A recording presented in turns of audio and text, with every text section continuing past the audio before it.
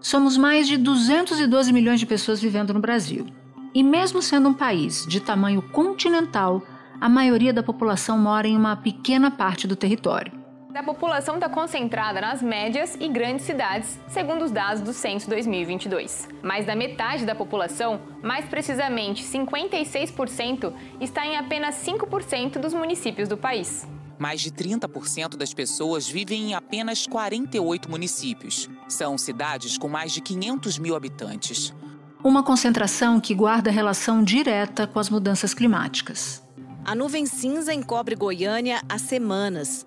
A fumaça dos incêndios piora a qualidade do ar, que já costuma ser ruim nesta época do ano. Nas 24 estações de medição da capital e região metropolitana de São Paulo, 8 registraram qualidade do ar ruim e 16 muito ruim. Excesso de gente, de carro, concreto, vidro, asfalto é uma ilha de calor. É um fenômeno urbano, tem tudo a ver com a forma de construir as cidades, cobrindo o que antes era terra e vegetação com materiais que não absorvem água, mas absorvem muito calor.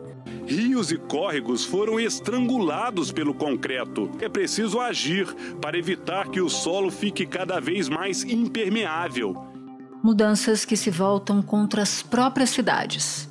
E cidades de urbanização precária e de crescimento desordenado ficam cada vez mais vulneráveis a tragédias climáticas, como as que ficaram em evidência neste ano.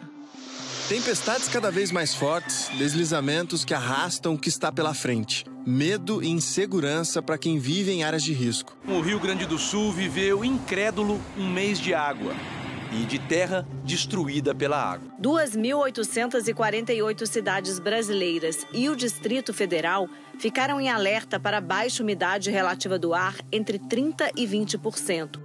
Embora os municípios possam reduzir os danos das mudanças climáticas e também se preparar para elas, nem sempre a questão está entre as prioridades. Das 27 capitais brasileiras, 15, ou seja, a maioria, não tem plano de mudança climática, ou seja, não tem plano de prevenção de desastres dessa natureza, de mitigação, reduzir a emissão ou de adaptação, que é a cidade se preparar para o novo normal do clima. E uma das formas de mudar o cenário é justamente pelas urnas. Nas eleições de 6 de outubro, quase 156 milhões de eleitores vão poder escolher aqueles que vão definir os rumos das políticas climáticas nas cidades. Uma coisa que se deve ter atenção para os prefeitos e para as prefeitas eleitas é saber como é que ela pensa, como é que ele pensa a gestão ambiental da cidade. Se a configuração da prefeitura vai ter ou não uma secretaria de meio ambiente, se tiver, quem vai ser esse secretário ou secretária. Da redação do G1, eu sou Natuzaneri e o assunto hoje é o voto de olho no clima. Um episódio para entender como as campanhas políticas estão lidando com a questão ambiental e como identificar boas propostas nessa área. Eu converso com Márcio Astrini, secretário executivo do Observatório do Clima, que é uma rede formada por 120 organizações da sociedade civil. Ele é especialista em políticas públicas. E com Rodrigo Iacovini, advogado, doutor em planejamento urbano e regional e diretor do Instituto Polis. Segunda-feira, 16 de setembro. Márcio, a gente vem num ano de eleição municipal em muitos lugares do Brasil. Essa eleição já está bastante quente, a gente não está tão longe assim da reta final. E o Brasil enfrentou enchentes no Rio Grande do Sul e agora vive impactos de uma tragédia que é uma seca histórica. A realidade do clima se reflete em mais propostas dos candidatos, ou os candidatos, apesar de todos esses eventos, estão ignorando o clima quando fazem os seus planos de governo?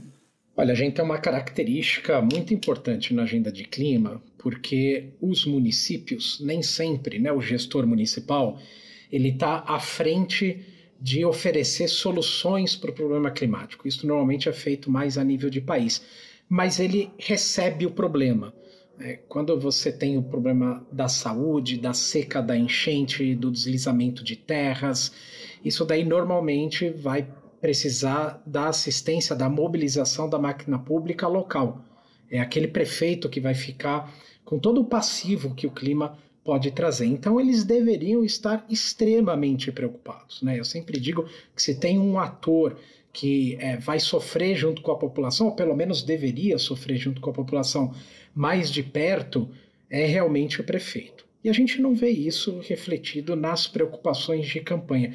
São pouquíssimos os candidatos hoje que têm até mesmo consciência disso que nós estamos conversando, de saber que naquele município que ele se propõe a administrar, aquele município, se ele está, por exemplo, ou não, na lista do CEMADEM, que é um órgão do governo federal, que analisa quais municípios estão ali sob risco de evento climático extremo, né? Poucos candidatos sabem disso, por exemplo, poucos deles se preocupam em fazer um plano do que deveria ser a adaptação daquele município ou daquela região, caso receba o impacto de um evento extremo, né? No caso, recordando o que aconteceu no Rio Grande do Sul. São 397 municípios sofrendo com as enchentes aqui do estado.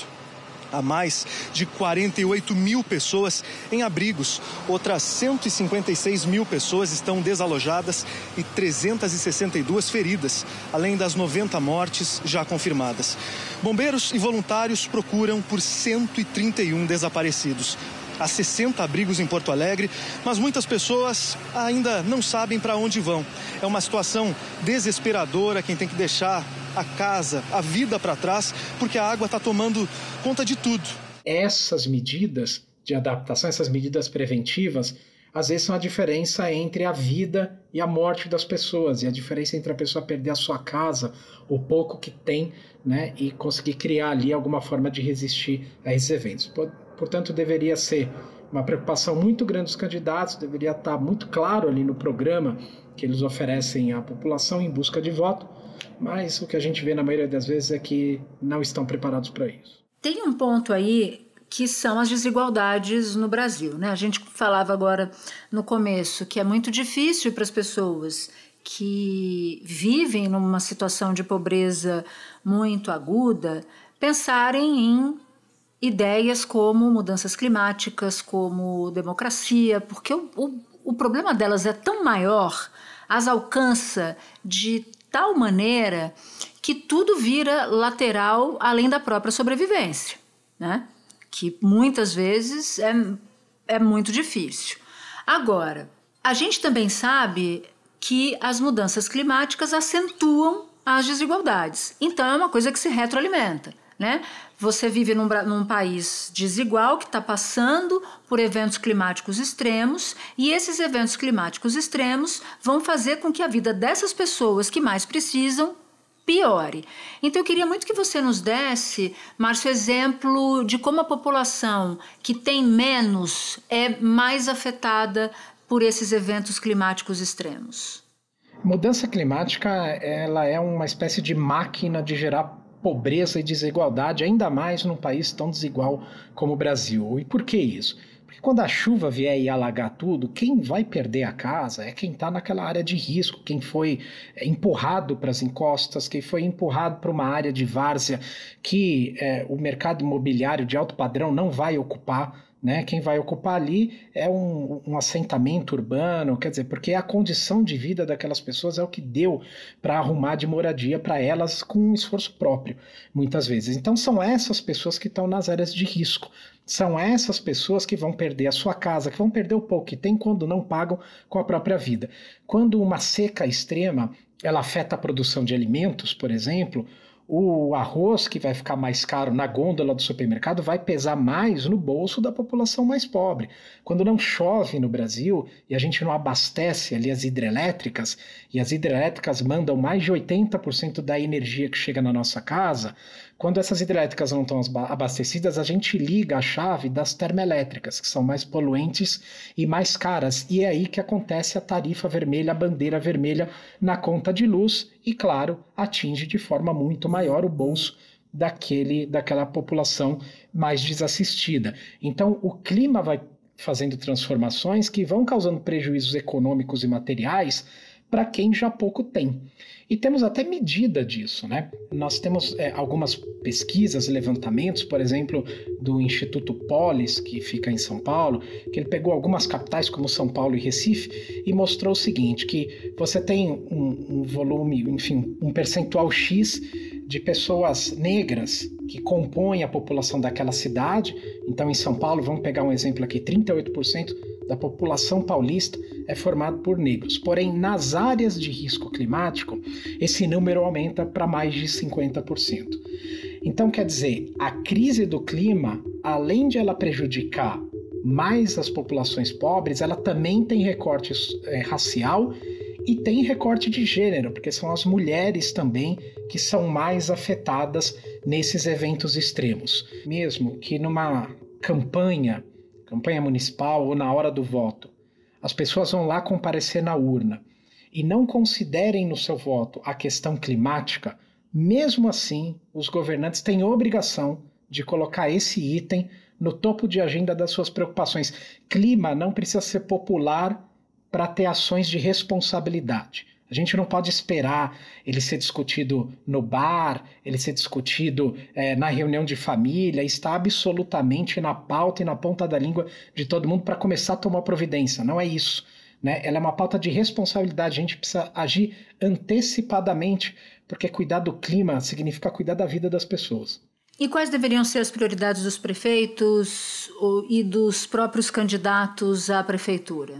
Deveria ser, em primeiro lugar, um plano, ter muito claro qual que é o plano, as necessidades de adaptação daquela região, daquela cidade que ele administra. Saber o que precisa ser feito, quanto custa, o tempo que isso vai levar, quanto de população está em risco, quais são as formas que você pode tomar de ações paliativas enquanto que a obra definitiva não chega, fazer essa conta, bater na porta do governo federal, bater na porta de órgãos internacionais, e tem muitos que podem ajudar esses municípios, e pedir o dinheiro, e dividir também a responsabilidade, né, com outros, com o governo do estado, com o ministério que vai atender ali a sua região, e fazer pressão para que essa obra chegue para a sua população. E precisa informar a população do que está acontecendo, até para contar com ela nessa pressão que precisa ser feita na arrecadação financeira e na mobilização em geral. Então a gente precisa que os governos municipais eles se incomodem com a questão do clima, eles acreditem, se incomodem, e alguns mais do que isso, alguns têm que se desesperar, porque é muito iminente em algumas regiões as catástrofes que a gente pode ter, e catástrofes grandes. A gente viu no Rio Grande do Sul, mas nós temos vários exemplos, por exemplo, no semiárido nacional, de territórios ali que podem perder a capacidade de plantio de alimentos. Às vezes são regiões que vivem do meio rural, né? E você vai condenar famílias inteiras a não ter mais como sobreviver, não ter mais uma fonte de renda. E quando a gente fala de eventos climáticos extremos, nosso raciocínio vai logo para natureza, algo que a gente não controla e que acontece, e as pessoas, os prefeitos têm que dar conta do recado.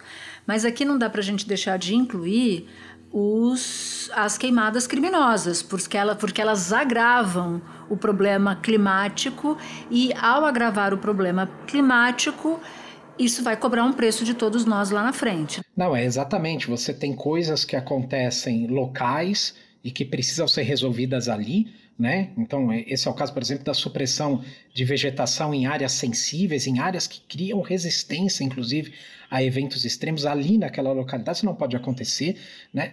Mas você também precisa ficar de olho no que acontece em outros lugares. A natureza não conhece as fronteiras, não, de limite de cidades, de limite de estado.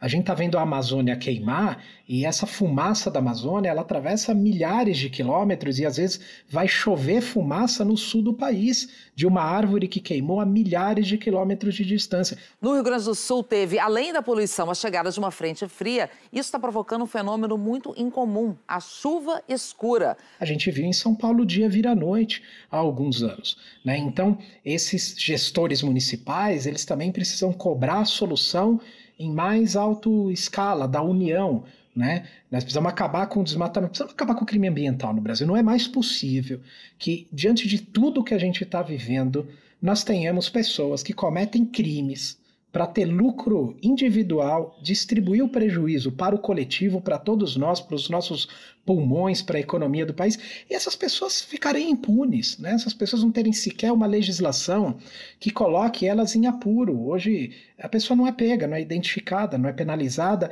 Quando é pega e o crime não prescreve, ela dá lá uma cesta básica e sai pela porta da frente da delegacia. Então não é possível mais a gente tolerar isso, dividir, coletivizar o prejuízo para todo mundo. Essa impunidade, ela ajuda a riscar o fósforo e a causar toda essa situação que nós estamos vendo no Brasil. Márcio, o Legislativo faz parte das discussões de pautas ambientais. Na esfera municipal, já que a gente está falando de uma eleição municipal, esse papel cabe aos vereadores.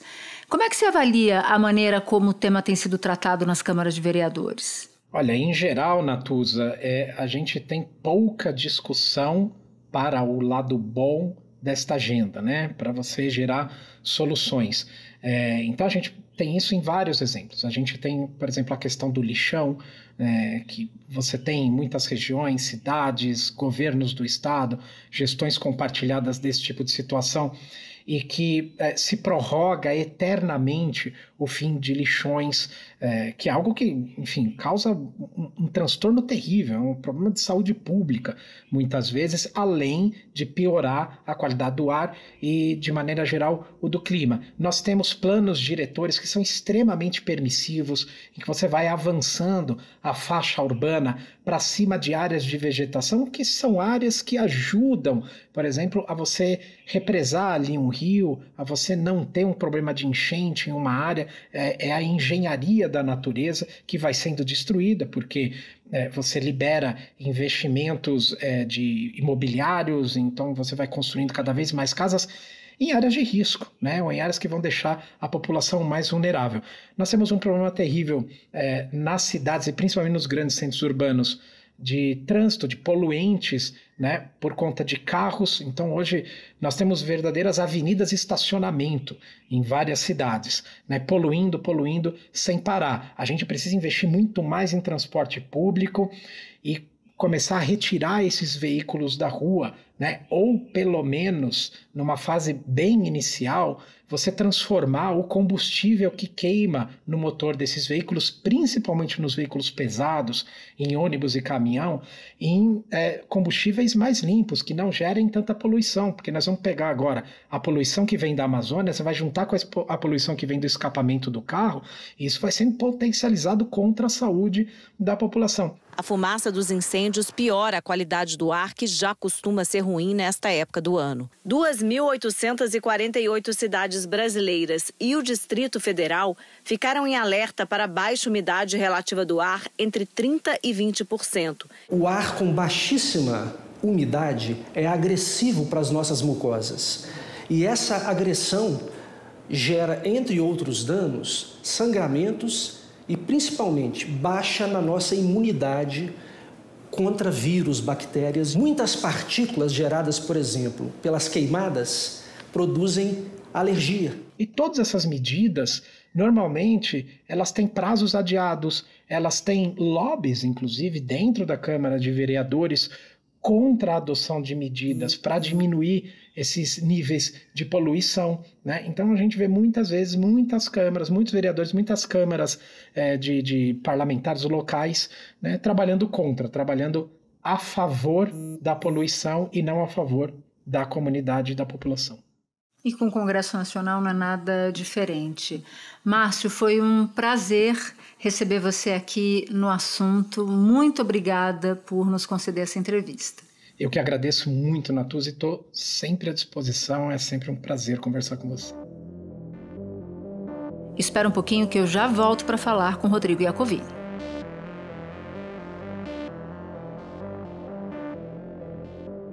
Rodrigo, eu falava agora há pouco com o Márcio Astrini sobre como a questão ambiental tem aparecido nas campanhas e nas gestões locais. Com você, eu quero basicamente entender que tipo de proposta é eficaz nessa área, começando, por exemplo, pelo enfrentamento aos eventos climáticos extremos. O que um bom programa de governo leva em conta nesse ponto, em termos ideais? No que o eleitor precisa prestar atenção? Natuza, basicamente o que o eleitor precisa prestar atenção é se o candidato está propondo mudar a cidade para garantir o direito à cidade da população. Ou seja, se ele está pensando em melhorar a infraestrutura de drenagem da cidade, se ele está pensando em melhorar a forma como a cidade é produzida hoje, porque os municípios controlam, por exemplo, o que pode ser construído, onde pode ser construído, como pode ser construído.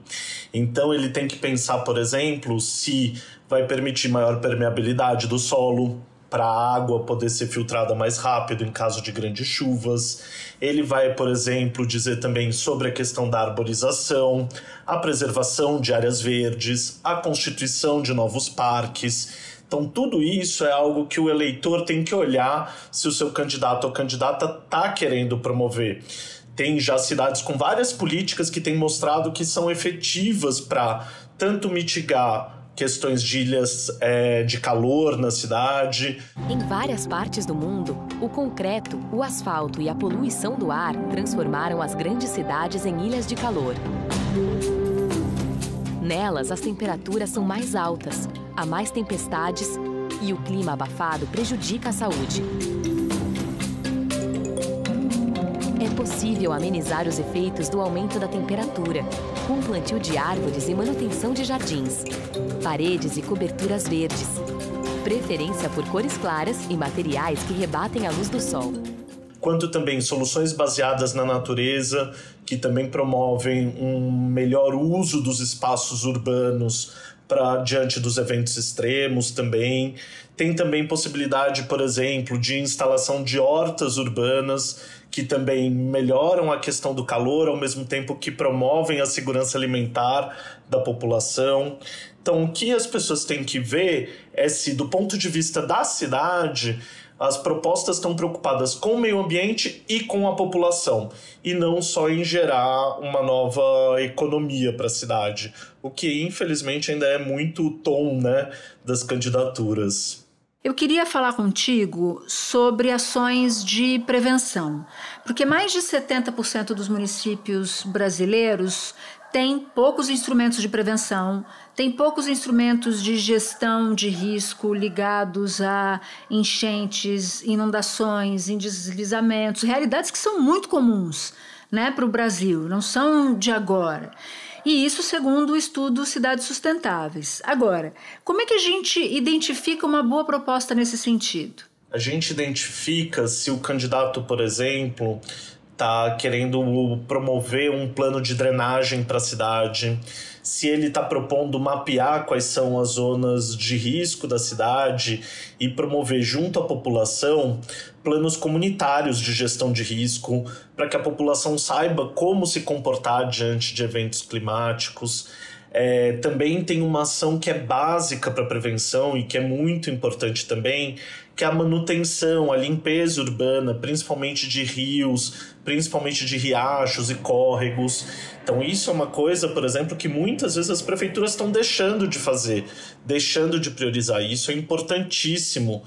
Assim como também é muito importante o fortalecimento da defesa civil também, né? O fortalecimento desse ator que é tão importante diante de catástrofes também. Então tem várias medidas preventivas que o poder público precisa fazer antes desses eventos, né? Precisa estabelecer, por exemplo, protocolos também. E então tem várias medidas que a cidade pode ir tomando para ir se prevenindo em relação a essas mudanças e a esses eventos que vão acontecer agora com cada vez mais frequência.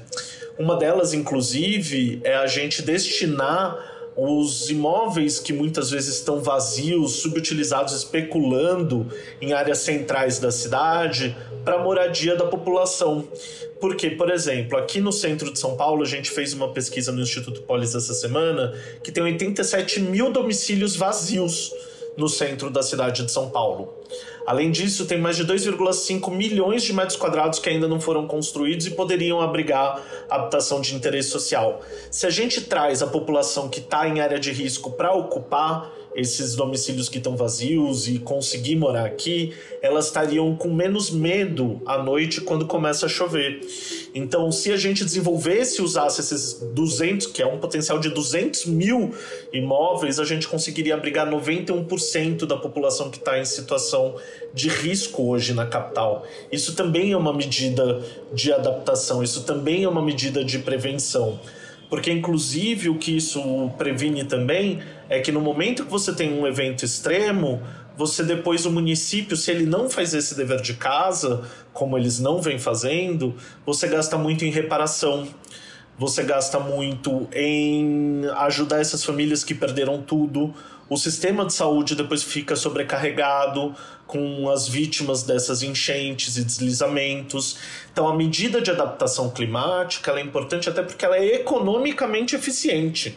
Você está investindo hoje para depois você não ter que gastar ainda mais em situações emergenciais. Eu diria governos, porque não existe solução só com o governo federal. Não existe solução só com o governo estadual. Tem que ter governo municipal, governo federal, governo estadual, trabalhando junto. Tem que ter um grande acordo nacional para isso. Mas, infelizmente, eu não vejo movimentações nesse sentido. E eu acho que boa parte dos candidatos, infelizmente, sequer se preocupa com isso. Sequer entende o tamanho desse problema. E tanto é assim que na eleição, esse não é um tema que preocupa a população. A não ser no Rio Grande do Sul, não é um tema que está entre os 3 mais, entre as preocupações dos eleitores, né? Infelizmente, ainda não é uma preocupação tão grande na hora do voto. Uma pesquisa que a gente fez no Instituto Poli junto com o IPEC ano passado mostrou que 98% da população brasileira se preocupa de alguma maneira com a crise climática. Até porque essa mesma pesquisa detectou que 7 entre 10 brasileiros já passaram por eventos extremos. No entanto, muitas vezes o que falta é a gente conectar os pontos. É que essa preocupação que eu tenho aqui em relação à mudança climática, a seca, altas temperaturas, a enchente e deslizamento, tem uma responsabilidade do Estado. E aí, quando eu falo Estado, é como você falou, municípios, governos estaduais, governo federal, em dar conta dessa preocupação. São esses pontos que a população tem que ligar na hora de votar. Todos têm direito ao meio ambiente ecologicamente equilibrado, bem de uso comum do povo e essencial à sadia qualidade de vida. Esse é um trecho do artigo 225 da Constituição Federal. O mesmo documento que lá no artigo 23 diz que proteger o meio ambiente e combater a poluição em qualquer de suas formas é competência comum da União, dos estados, do Distrito Federal e dos municípios também. Algumas prefeituras possuem os fundos municipais de meio ambiente, por exemplo, e esses fundos eles têm ali um aporte de recurso que geralmente são utilizados para financiar novas ideias através de concursos, né? Muitas vezes esses editais, né, para concorrer às ações do fundo, né, vêm através de concursos. Né, e a instituição ganhadora, né, vai poder implementar essas ações propostas através de recursos que são oriundos aí do Fundo Municipal de Meio Ambiente, quando eles existem. E, inclusive, pensando que se a Constituição Federal de 88 acabou realmente colocando muita responsabilidade para os municípios, então grande parte da competência de adaptação climática, etc., recai sobre os municípios por conta da Constituição Federal. Por outro lado, a Constituição não deu o dinheiro necessário para eles, porque muito ainda quem arrecada é a União e o governo estadual, né? Então é preciso que não só o município seja responsabilizado, mas o governo federal e os governos estaduais também. E muitas vezes os governos estaduais eles assobiam, saem de ladinho, ficam ali se fingindo de paisagem para não assumir uma responsabilidade que eles também têm. Por exemplo, o planejamento, principalmente do desenvolvimento urbano e o cuidado com as bacias hidrográficas tem que ser de âmbito regional. O problema não está dentro de um município só, como o Rio Grande do Sul mostrou para a gente esse ano.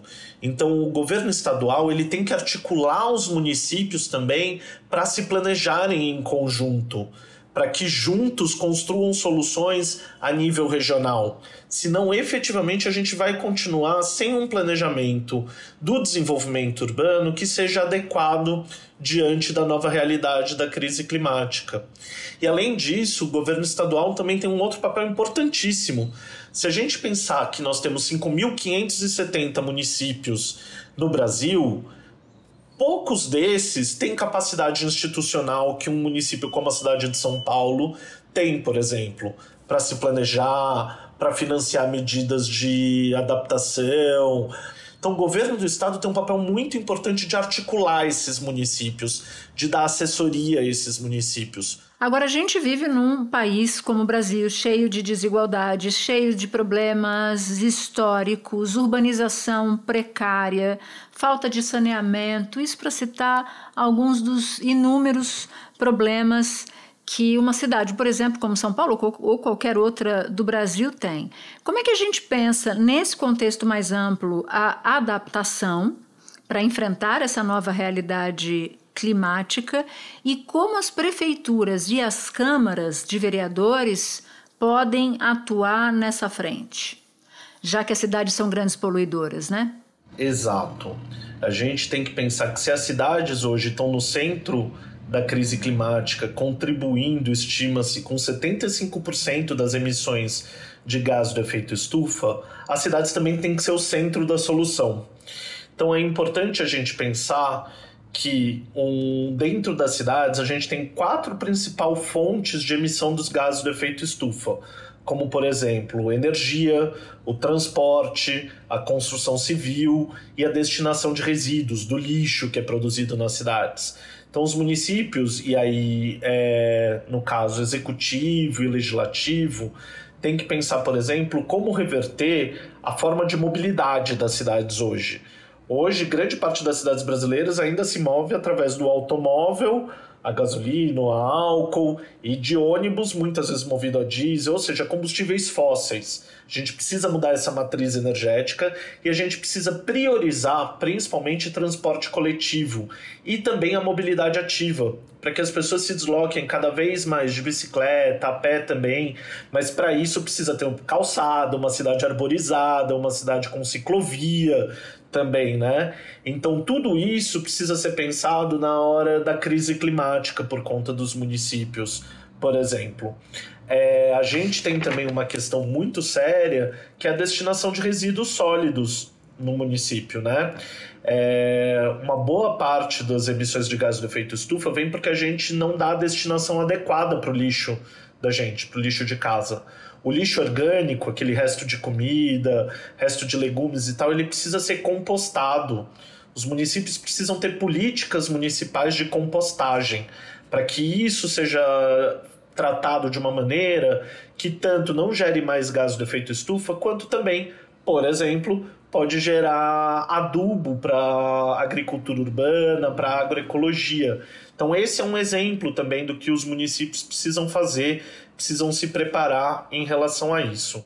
Rodrigo, muito obrigada pela tua participação aqui. Volte outras vezes ao assunto. Eu que agradeço, fico super feliz. Gostaria muito de voltar, porque, enfim, minha família inteira, minha mãe e meu irmão são teus fãs, Natuza. Muito obrigada. Agradeça a eles, por favor. Eu também sou, mas eu, quando soube que vinha aqui, eu falei, nossa, eles vão pirar. Manda um beijo. Qual é o nome deles? Gilda e Victor. Dona Gilda, Victor, um beijo para vocês. E um para você também, Rodrigo. Obrigado, outro, Natuza. Até mais. Para você que ouviu o episódio até aqui, eu vou te fazer um convite. Participar do canal do G1 no WhatsApp. Por lá, você pode ativar as notificações, receber as principais notícias do dia direto no seu celular. Este foi o Assunto, podcast diário disponível no G1, no YouTube ou na sua plataforma de áudio preferida. Comigo na equipe do Assunto estão Mônica Mariotti, Amanda Polato, Carol Lorenzetti, Luiz Felipe Silva, Thiago Kazuroski e Gabriel de Campos. Eu sou Natuza Neri, fico por aqui, até o próximo assunto.